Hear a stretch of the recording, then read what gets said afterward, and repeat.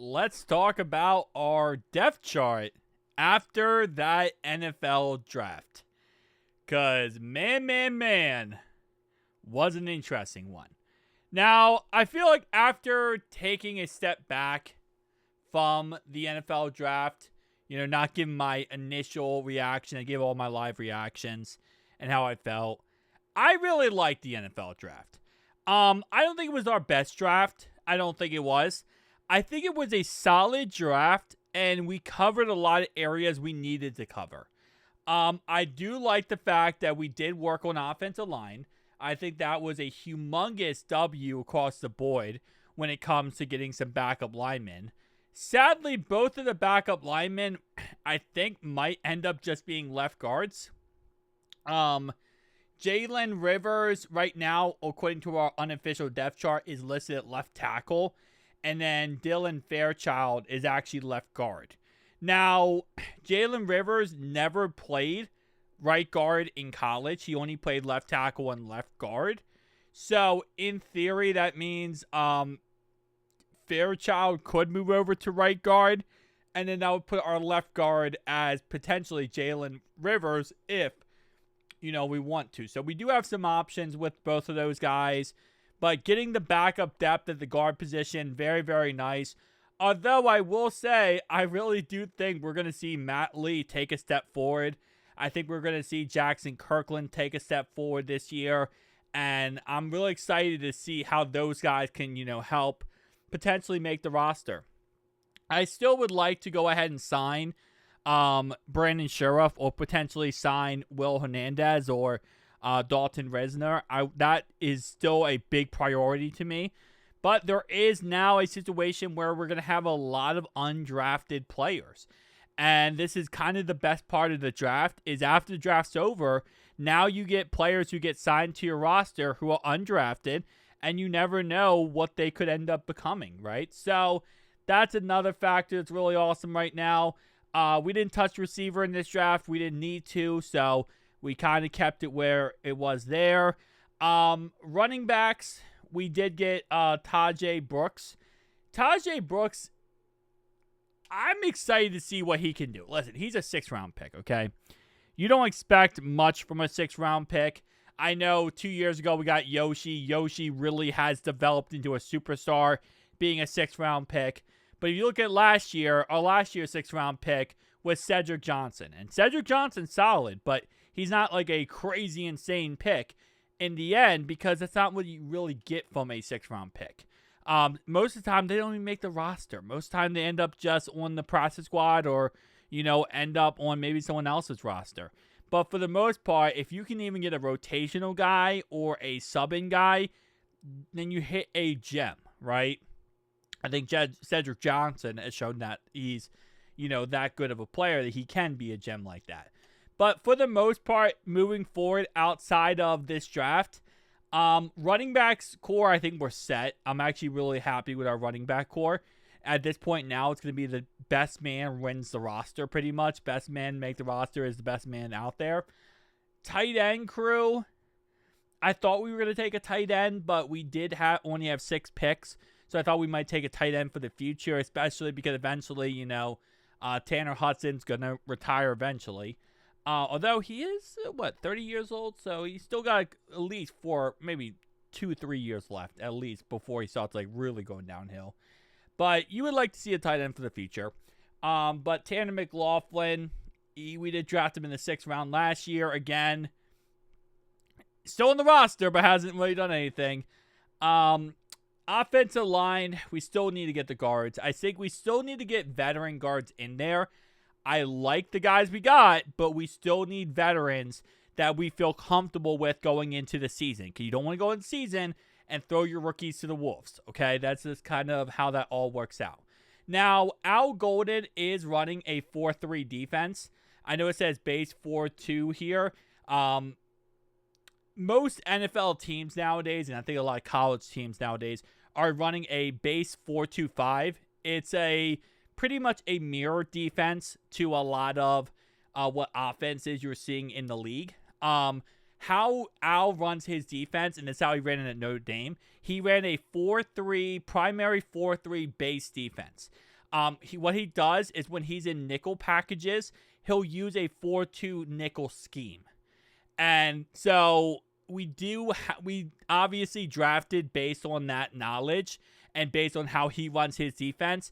This draft was focused on making sure we get the correct guys in the correct systems for Al Golden to be very successful. So I saw some people saying, are we going to switch over to a 3-4 because we took so many linebackers? I don't think so. I think we're going to stay in our 4-3 defense under Al. And again, 4-2-5 schemes when we're in nickel schemes. So Stewart is our starting edge rusher now on the outside. Obviously, being a first-round pick, he's going to most likely get the start right there. Trey Hendrickson on the other side. We got B.J. Hill. We did get T.J. Slayton. I would love to have gotten someone like Walter Nolan, but it is what it is at the end of the day. We have a lot of pass rushers, and now really what it comes down to is we need our brand new defensive line coach and linebacker coach, and Al Golden, obviously, to start developing these guys and to get these guys to play at a high level, right? We have edge rushers now. We have a lot of them. Excuse me.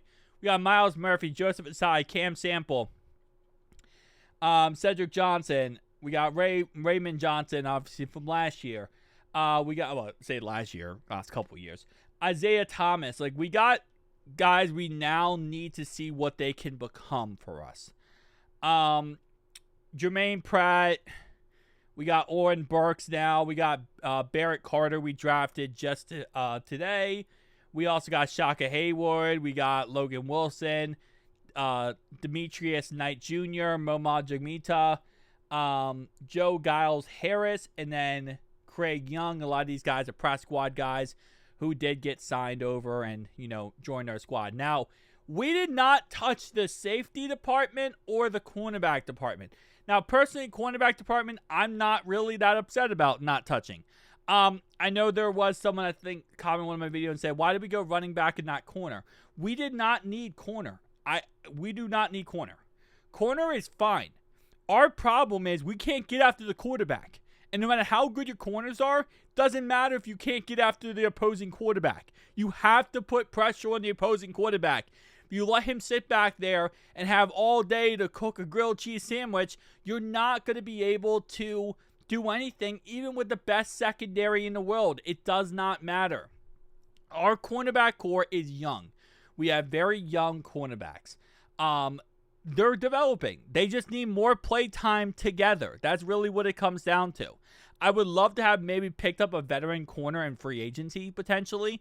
And we could still do that with after June 1st cut dates. And we could also do that, potentially could do it in undrafted players as well. But I would like a veteran more because I want someone who can come in and, kind of get this group together a little bit more. But it really comes down to communication and play time. And that's what they need. Last year we had injuries. Dax Hill goes down for the year. DJ Turner goes down for the year. That does not help out a young secondary when you're losing pieces to injury, right? So that's something that it is what it is. I really wanted to target the safety position because Jordan Battle can't cover. I still think he should gain 30 pounds of muscle and become a linebacker. Now, right now, we're actually pretty good on linebacker, but there's a chance we either cut Jermaine Pratt or trade him. I'm not saying 100% we're going to, but he did request a trade. And if he doesn't want to play on his team and he threatens to sit out because he doesn't want to be a Bengal, then we're going to have to do something with him, right?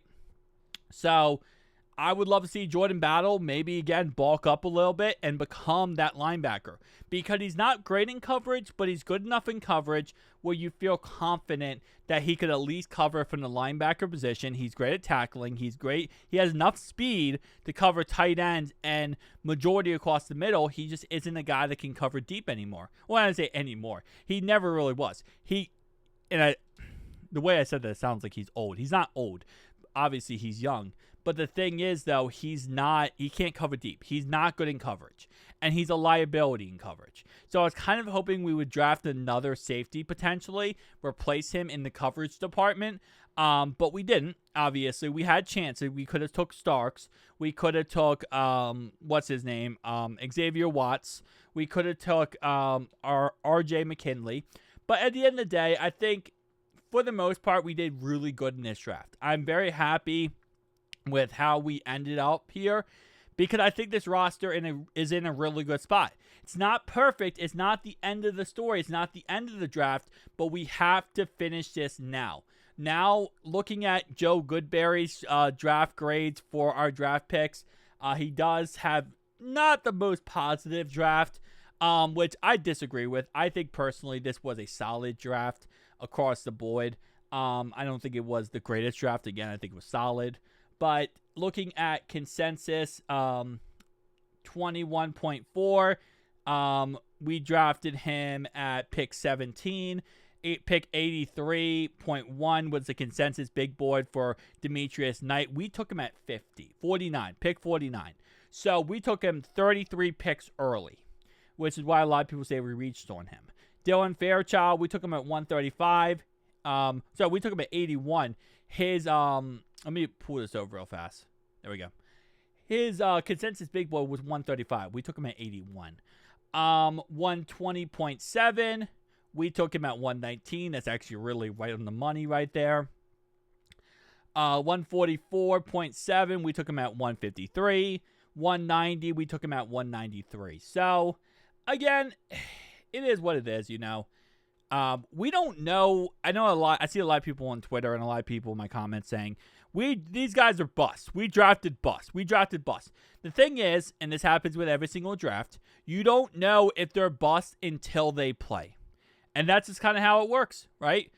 Nobody knows who's a bust until we watch them play in the NFL and we see how good or bad they do. So, well, yes, you know, people are going to give their opinions over the next couple months. Oh, this guy's a bust. This guy's trash. This guy's garbage. You don't know. You know, I had my first opinions of Shamar Stewart when we first selected him. And I said it was a good pick, but I was kind of like, he's a project. I'm learning more about Shamar Stewart, and I really like Shamar Stewart. I think he's going to be a really good player for us. I really like Demetrius Knight. The offensive guards, I think, are going to be good interior backups. We'll see if they're going to be starters, but I think we still need to sign some guys to potentially help out there. Carter is really good for our 4-2-5 nickel formations. And Tajay Books, I think, is a pretty good pass blocker. That's pretty much why they drafted him.